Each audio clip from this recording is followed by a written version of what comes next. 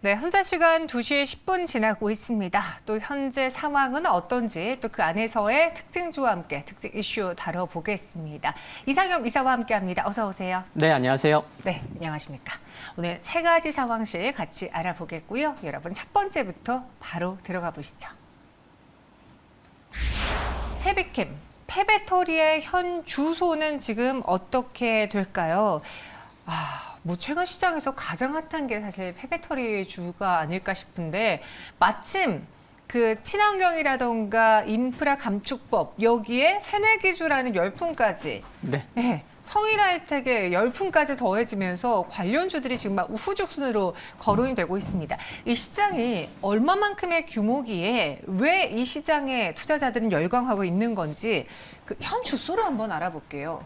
네, 성장성은 굉장히 크고요. 네. 좀 이렇게 수치적으로도 좀 참고하십사 하고 이제 말씀을 드리면요. 한 리서치 회사 전망에 따르면은 2020년, 2년 전에 이제 4천억 원에서 2025년에는 3조 원. 그러니까 4천억 원에서 3조 원이니까 5년 안에 한 7배 성장하는 거고 또 그리고 2030년에는 21조 원이 전망된다고 합니다. 그러면은 3조 원에서 21조 원이니까 역시나 7배인 거죠. 그래서 성장 규모가 매우 빠르게 성장할 수 있다. 그런 전망이 있고요. 또 환경부에 따르면 국내 재사용 배터리가 2020년에 275개 수준에서 2025년에는 3만 1,700개, 또 2030년에는 10만 7,500개까지 늘어날 전망이라고 하고요. 또 폐차되는 전기차도 좀 말씀을 드리면은 2023년, 그러니까 내년부터는 폐차되는 전기차가 10,000대, 그리고 2025년 이후에는 매년 3만 대 이상 나올 거다, 쏟아질 거다라는 전망이 있는 만큼 폐배터리 관련돼서는 성장성이 정말 큰 것 같습니다. 네. 근데 제가 그 폐배터리에 대해서 한번 공부를 해봤는데 거론되고 있는 종목들이 굉장히 많거든요. 뭐 우리가 통상 알고 있는 최근에 많은 이슈를 끌었던 성일하이텍, 세비캠은 물론이거니와 대기업들 단에서도 이것을 해야 되다 보니 현대그룹 그리고 SK에코그룹도 하고 있고요. 여기에 뭐 제형텍도 아직은 상장이 안 됐지만 그의 지분을 갖고 있는 유일에너테크인가 너무 많던데요. 네, 맞습니다. 어떤 네. 기업들이 가장 이 폐배터리 사업에 있어서 일선에 있다고 국내에서 볼 수 있을까요? 네, 그 앵커님도 상당히 관심이 많은 것 같은 느낌을 네, 이렇게 맞아요. 가장 이렇게 말씀하신 거 보니까 그런 것 같은데 제가 이제 사용하고 있는 HTS를 보니까 관심주가요. 대기업 좀 큰 기업을 빼더라도 한 18개가 있더라고요. 저만 보고 있는 회사만 하더라도. 그래서 상당히 많은데 이 많을 수밖에 없는 것 같습니다. 이제 조금 뭐 몇 년 되기도 했지만 이쪽 시장이 뭐 황금알을 낳는 거위다. 뭐 블루오션이다라는 표현까지 쓸 정도로 대기업들이나 뭐 중소기업들도 많이 진출할 수밖에 없는 것 같고요. 종목 조금 그래도 몇 가지 좀 말씀을 드리면은 말씀해주신 것 기업 외에 또 뭐 코스모화학도 있고요, 뭐 IS 동서도 있고요, 웰크론 한텍도 있고, 뭐 유일에너테크, 또 MPC 예전에 이제 내셔널 플라스틱이었죠, MPC도 있고, 또 이지트로닉스 등이 있다는 거 말씀드릴 수가 있겠고요. 그리고 관련된 기업들이 투자 관점에서 보면은 관련된 기업들이 적은 것보다는 많아야지만 함께 뭐 예를 들어서 20개라고 치면은 20개 중에 한두 개라도 대장주가 있고 그게 움직이면은 함께 움직일 수 있기 때문에 관련된 기업이 많은 것은 뭐 나쁘지 않겠다라는 말씀 드릴 수가 있겠고요. 그리고 폐배터리 관련돼서도 최근에 여러 섹터나 테마성 있는 그런 섹터 테마군들이 이렇게 정부의 일정으로 움직이는 경우도 많았는데 폐배터리 쪽으로도 정부 일정에도 많은 관심이 필요할 것으로 생각이 듭니다. 지난 6월 25일에는 국가기술표준원에서 이제 전기차 사용 후에 배터리 재활용 표준화 협의회가 이제 발족됐고 첫 회의가 열렸고요. 이제 매월 또 관련된 회의를 하면서 이제 뭐 법 제정에도 관심이 많은 걸 보면은 이제 폐배터리 쪽으로도 일정의 관심이 필요할 것 같습니다. 네, 현재 세비캠이 23%, 오늘 장중에 28% 급등을 했고요. 시가총액이 8,400억 원입니다. 그래서 제가 다른 미국에 있는 한번 폐배터리 관련주를 공부를 해봤는데 거기서 지금 대장으로 꼽히는 게 리사이클홀딩스거든요. 이 회사가 이 부분에서의 업력도 있고 실제로 뭐 사업을 영위하고 있는데 시총이 1조 7천억 원이에요. 네. 근데 국내에 있는 성일하이텍의 시총이 1조 5천억, 세비캠의 시총이 8천억입니다. 이 글로벌 회사 비교해 봤을 때 거의 육박한 시총을 성일하이텍이 이미 갖고 있는 거거든요. 네. 좀 너무 많이 오른 게 아닐까 싶기도 한데 네, 어떻게 보세요? 네, 저도 옳은 게 아닐까 싶기도 한데. 왜냐면 또 많이 조심해야 되거든요. 네네. 네, 저도 좀 그렇게 생각하는데 그 시가총액을 비교하는 건 굉장히 중요한 것 같습니다. 그래서 저도 이제 확인해 보니까 이제 1조 7천만 4,500억 정도 하는 것 같아요. 말씀하신 미국 기업이요. 그리고 지금 성일하이텍과 세비캠의 시가총액이 한 반 정도 그 차이가 나는데 앞으로도 이 시가총액이 어떻게 좀 좁혀졌다가 늘어났다가 이런 부분도 체크하시면 좋을 것 같다는 말씀을 드리겠고요.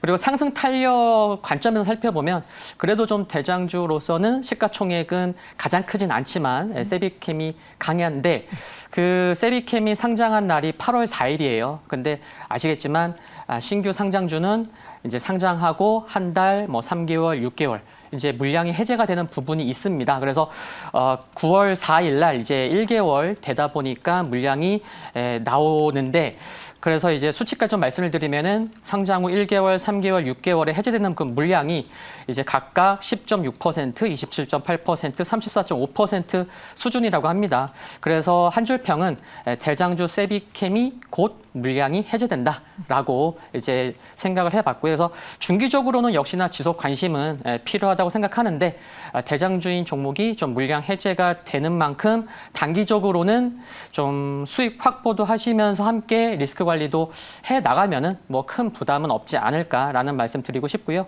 역시나 테마주 시계 흐름이 나오다 보니까 변동성이 최근에도 크고 앞으로도 클 수 있는 거는 좀 유의해야 하지 않을까 생각합니다. 네, 세비캠의 경우에도 곧 이제 신규 상장에 따라서 보호 예수 물량이 해제가 됩니다. 앞서 성일하이텍은 해제된다라는 소식이 오히려 더 급등했던 바가 있었는데요. 세비캠 그래도 혹시 좀 조심해야 될 구간이지 않을까. 이 물량 해제에 대한 뉴스도 같이 챙겨보시기 바랄게요. 지금 시장은 폐배터리에 환호하고 있고요. 이어서 두 번째 상황실 만나보시죠. 친환경차 판매를 주도한다. 누가? 바로 기아가. 기아의 친환경차 판매 급등. 이 소식에 다올 투자증권에서는 업종 내 토픽으로 목표가를 상향을 했습니다. 기아의 EV6가 얼마나 잘 팔리길래 이 친환경차의 판매를 주도하고 있다는 평가까지 받을까요? 네, 요즘에 이제 기아 하면은 EV6죠. 네. 네, 해외에서 정말 좋은 평가도 받고 있고, 그래서 이제 현대차의 뭐 아이오닉 5에 이어서 또 이제 EV6까지 좋은 평가를 받기 때문에 현대 기아차 그룹이 참 이렇게 뭐 좋은 소식이 많은 것 같은데요. 좀 판매량도 좀 말씀을 드리려고 하는데, 이제 어제 기준으로 또 이제 수치가 나와서 말씀을 드리면은 29일 한국 자동차 산업협회에 따르면 완성차 5개사의 1월에서 7월까지, 그러니까 최신 자료죠. 7월까지의 친환경차 수출량이요. 총 30만 한 5,900대. 그래서 작년 1월에서 작년 7월까지의 같은 기간 대비해서는 무려 41.1%가 증가했고요. 그리고 요 30만 5,900대 중에서 현대차와 기아차가 해당하는 이 두 개 회사가 차지하는 물량이 거의 90%입니다. 그래서 두 개 회사가 약 한 27만여 대를 수출했다라고 보시면 되겠고요. 근데 현대차보다는 기아차가 작년 1월에서 7월까지에 비교했을 때 증가분이 훨씬 컸다라는 거서 현대차는 지난해 동월 대비해서 21.7% 상승했지만 기아차는 무려 2배 이상 49.3% 늘었고요. 그리고 기아차의 수출 량 증가분이 늘었다는 거 말씀드리겠고 EV6가 1월에서 7월까지 35,344대. 그래서 아이오닉 5보다 더 많이 팔렸다는 것도 확인할 수가 있었습니다. 네, 저도 다음에 차를 바꾼다면은 전기차로 바꿔야 되지 않을까라는 생각이 드는데, 근데 이러한 흐름 속에 최근에 사실 현대차, 기아에 대한 호평이 너무나 많았잖아요. 친환경차에 있어서 실적도 나오고 있고 여기에 뭐 테슬라는 뭐 현대차 너네 잘하고 있어 이런 평가까지 할 정도로 글로벌적으로 위상이 높아진 상황에서 주가도 반등을 했는데, 아니 그러다 보니 갑자기 악재가 또 나옵니다. 전기차 차별 그 인플레법 보조금 제외 이야기도 나오고 있고, 또 최근에 뭐 금리 인상 때문에 그냥 전반적으로 시총이 휘청이면서 현대차, 기아도 좀 밀리고 있고. 어때요? 지금은 좀 위기의 순간이니까 이 보조금 제외라는 게 얼마만큼의 영향을 줄 만한 뉴스일까요? 네, 이제 앵커님께서 뭐 지금 위기의 순간이라고 아닌가 뭐 그렇게 저한테 여쭤봐 주셨는데 네. 저는 이제 위기는 곧 기회다라는 네, 이제 말씀을 드리고 싶고요. 네. 일단 중요한 게 수급이라서 수급을 먼저 살펴보면 일단 지수가 올라오면서 외국인들이 국내 시장 코스피 많이 매수를 했는데 지난 7월 1일에서 어제까지, 지난주 금요일까지 8월 26일까지 외국인이 이제 코스피에서 한 5조 3천억 원 매수했거든요. 근데 여기 기아차를 보면은 외국인이 이 기간에 1,500억을 매수를 했고 현대차도 6,230억을 매수했습니다. 그래서 조금 부담되는 거 아니야? 이런 이슈가 있음에도 불구하고 외국인들은 완성차, 현대차와 기아차를 좀 매수를 꾸준히 하고 있는 것도 알 수가 있고요. 또 그리고 긍정적인 부분은 미국 조지아주 전기차 전용 공장 착공 시기를 이제 내년이 아니고 10월로 이게 돼야 될 건데 그런 기대감도 있다는 거죠. 10월로 좀 앞당기려고 하는 점도 긍정적인 것 같고요. 환율도 긍정적이라 생각이 됩니다. 그리고 투자 관점에서는 아시겠지만 대부분의 사람이 모든 사람들이 알고 있는 그런 불확실성은 사실 불확실성 재료로 영향을 미치지 않는 경우가 많다는 거 아실 수 있을 것 같고요. 그래서 혹시나 뭐 관련돼서 또 주가가 하락한다고 하면 오히려 매도가 아니고 좀 매수 관점으로 대응해야 되지 않을까 그런 생각도 말씀을 드리겠고요. 그리고 한 가지는 기아차에 관련된 건데 현대차 노사의 경우는 무분기로 그 임단협을 이제 타협이 이제 끝냈잖아요. 근데 아직 기아는 아직 매듭을 이 부분 관련돼서 좀 매듭을 짓지 못했기 때문에 네. 협상이 잘 마무리되어 가는지에 대해서도 좀 뉴스 플로우에 관심이 필요할 것으로 생각을 합니다. 네, 지금 인플레법 한미 협의가 개시가 됐는데 또 그런 이야기가 있더라고요. 보조금에서 제외된다 하더라도 국내차만, 현대차, 기아만 제외되는 게 아니라 다른 업체들, 미국을 제외한 업체들의 차들도 제외가 되니 경쟁력에 있어서 큰 타격을 받지 않을 것이며 테슬라와 현대차, 기아를 또 비교해 보자니 이들은 가격대가 워낙 달라서 테슬라 보조금 준다 해도 이 현대차, 기아랑 가격 차이가 좀 심하잖아요. 네, 크죠. 네, 그래서 선택의 변화는 크지 않을 것이다. 너무 걱정하지 말자라는 이야기도 있었습니다. 이럴 때 위기는 기회라고 했으니까 그럼 기아를 눈여겨볼까요? 투자 의견은요? 네, 기관도 앞에 질문에서는 먼저 수급을 말씀드렸는데 기관에서 외국인이 참 중요한 것 같습니다. 올해 들어서요, 주가 흐름과 수급을 보시면 외국인이 올해 들어서 쭉 매도하다가 언제부터 좀 의미 있게 이제 외국인 이제 매수로 돌렸구나라고 확인할 수 있었던 그 날짜가 지난 4월 20일이었습니다. 4월 20일이 어떤 날이었냐면 이제 8만 원대로 올라서는 날인데 그때부터 외국인이 꾸준히 산 거죠. 그래서 제가 계산해 보니까 4월 20일부터 어제까지 외국인이 순매수를 얼마나 했는지 살펴보니까 순매수량으로 봤을 때는 1,006만 주, 그러니까 1,000만 주 매수했다고 생각하시면 되고요. 금액으로는 한 8,400억, 그 8,400억을 1,000만 주로 나누면 외국인의 평균, 한 주 평균 매수 단가가 나오잖아요. 그러면은 외국인의 평균 매수 단가는 그냥 기본적으로 한 8만 원은 넘는구나. 그런 생각을 가질 수가 있고 산주평은 외국인보다 싸게 매수해 볼까라고 생각을 해봤고요.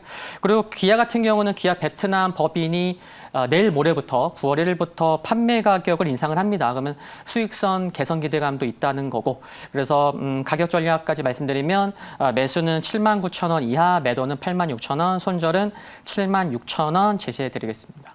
네, 기아는 너무 걱정하지 않아도 될 것 같습니다. 일단 베트남에서도의 가격 인상 기대, 그에 대한 또 보조금에 대해서 타격도 그리 크지 않을 것이다. 목표 주가 86,000원, 손절가 76,000원 제시해드렸고요. 마지막 상황실 만나보시죠. 네, 공장을 더 짓습니다. 한국 타이어 앤 테크놀로지 이야기인데요. 테네시 공장 투자 발표가 나왔습니다.